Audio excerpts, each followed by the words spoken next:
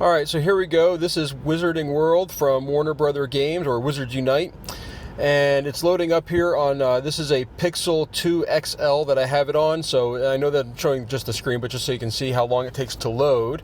It pops up with a message here at the beginning, say do not play while driving. And it will make you confirm while you're driving that you are a passenger if you're in a moving car. So this is what the world looks like when you enter. So I'm at a location right now where there is a tower. As you can see here, this is the where you can do your wizarding challenges, and I've done a few of them in here. We'll come back there in a minute. It's out of reach at this time. I've this right here, which is an inn, and in there you get your energy, which you can see up here in this corner in the upper left where it says 86 out of 75. So I already have enough energy. Over here on the map, you can see sort of the greenhouse-looking building, and that is for a garden where you can plant plants. I have not found that to be overly successful since the wait times are sometimes in the days, and that's just not very conducive to somebody who plays infrequently. On the ground here around me, you can see various things. I'm going to pick one of these up. We'll see. So this is wormwood and booba-tuber something. And then we've got some rune spore eggs. And then over here, this is actually, and I don't have enough vault, but this is actually seeds that you use with water in this greenhouse that you see glowing with the blue house over there. So to go back here, first thing that you're going to do when you get this game is you're going to set up your character. You know, they have a bunch of information in here, and it tells you where you're located. You put in your name and information, and you have achievements. You create your wand. You choose your profession. I'm level 17 right now. I'm in Gryffindor. You make your photo. So after that, though, you're going to come in, and the first thing you're probably going to want to do is click on these things right here, which are traces that are found. That what you need to do is you need to collect them. So it has something like this with an animation. You have a confoundable or guarding a hand of, I missed what, I couldn't even read what it says. And then you have to trace the spell to cast it. So I'm tracing right now, and I did a mediocre job. But then it casts the spell, and this is the animation. This goes every single time. This is one of the things I'm going to say is sort of gets old after a while, is these long animations. So, you know, I've been playing this game for, you know, since it came out. I downloaded it the first day, and here you go. It says Hand of Glory, and you get the fragment, and, you know, it tells you your rank, and so this animation right here. Typically, you will skip this and just go right to the screen right here where it gives you a summary of what you have. Now, with those fragments, I'm going to come right here into this middle button. You have a registry. And in here, you would place these fragments. So right there, you can see I already have the hand fragment done. You can bring up information of it done about it, and when I returned it, where I found it, and where it was returned to, the number seen. You can see all of these things. So all these stats. And when you fill these pages, you can prestige them. So I don't have any that are filled right now, but if I get 10 books and 12 of the vanishing cabinet right here, I'll be able to, there's a little thing up in this corner, in this this right-hand corner, sorry, over here in the top corner, where I can actually prestige the page. So if I scroll down, you're going to see that this one is a different color than this one because I've already prestiged this page once. So you're trying to collect these things and what you can do with them. And by the way, actually, before you go on here, you have other places that you're trying to collect things. So you have challenges where you're trying to collect books and different various things here. I've not been too successful with these challenges, as you can tell. You have mysteries, which give you more information about what's happening in the world. And then you have event challenges too. So this is where you collect all the items. So I have almost everything from here except for this this Weasley jumper. I have everything else that I need. So you and then you rank up in here. You see it says rank 15 in the upper left-hand corner. And as you gain, I'm going to click the little I button. It tells you 90 XP until the next trunk opens, and then you kind of get some scrolls.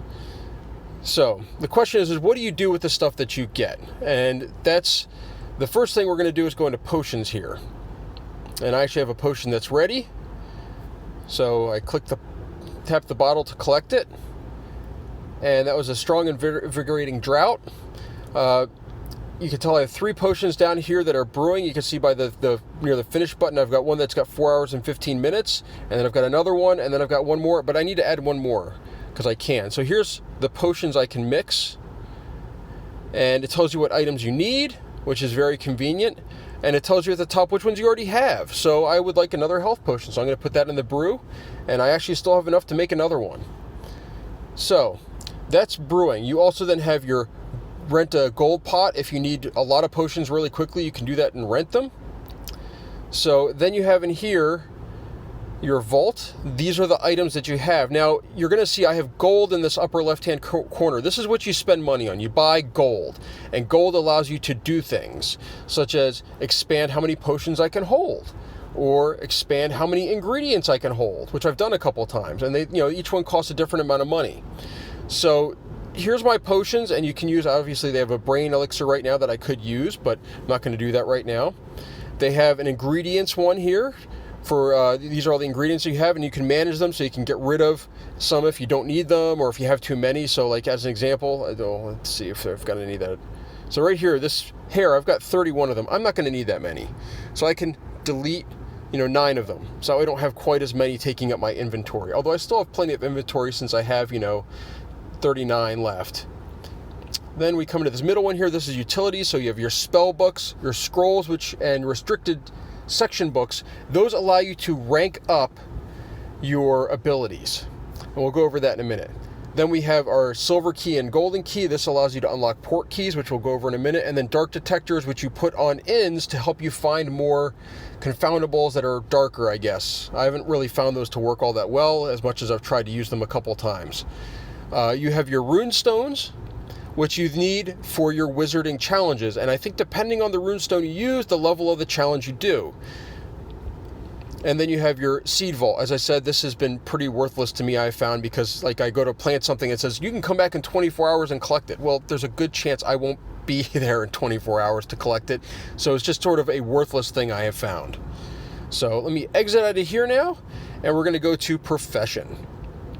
So this is where you rank up. So I picked the professor profession. You also have Auror, which is the 2 wands, and then like the animals, like Hagrid type profession, which is where you work with animals.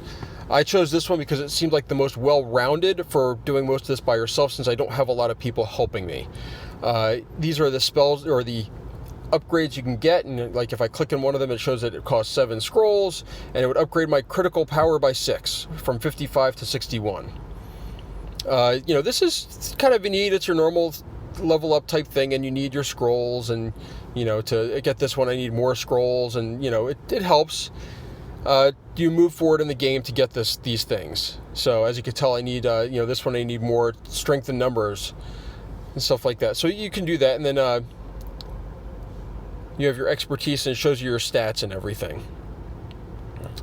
So that's your profession. Now what you also have are port keys. Now I've got a whole bunch that are ready here. I'm not going to show you how these work because it's kind of hard to explain without you seeing the world around me. But basically, when you go into one of these, you actually put it on the floor. Okay, it uses augmented reality. It shows you a thing on the floor, and then you actually move your phone around. So you move it up, down, left, and right. And it's kind of neat. You just click on these 5 little glowing lights in there, and you're done. It's pretty quick, really. With that, though, to unlock port keys, you have to walk, and this is where you use your silver keys. So right now I've got 4 silver keys going. My gold key is done. Is your permanent key that you can keep using, but I'm not using it for any of these, it looks like. So, it's one of those things where you keep building these up, and I've found these to have some worthwhile things at times, and at other times it just has a lot of worthless stuff. So I found it to be very mixed. I tend to save them if I can. So that is that area. Now, the last part right here is your daily challenges. So these are the challenges I have to do. I still have to return 10 foundables, dine at an inn 2 times, pick up an ingredient, brew a potion, use a potion, walk 0.25 kilometers, and then complete a wizarding challenge. And then each time you complete, you get something. So as you can tell, this right here, you get a potion on the foundables, you get gold for completing all the tasks, and you get gold for completing your wizarding challenges. So those are the most important ones. You then have your special events, which nothing right now.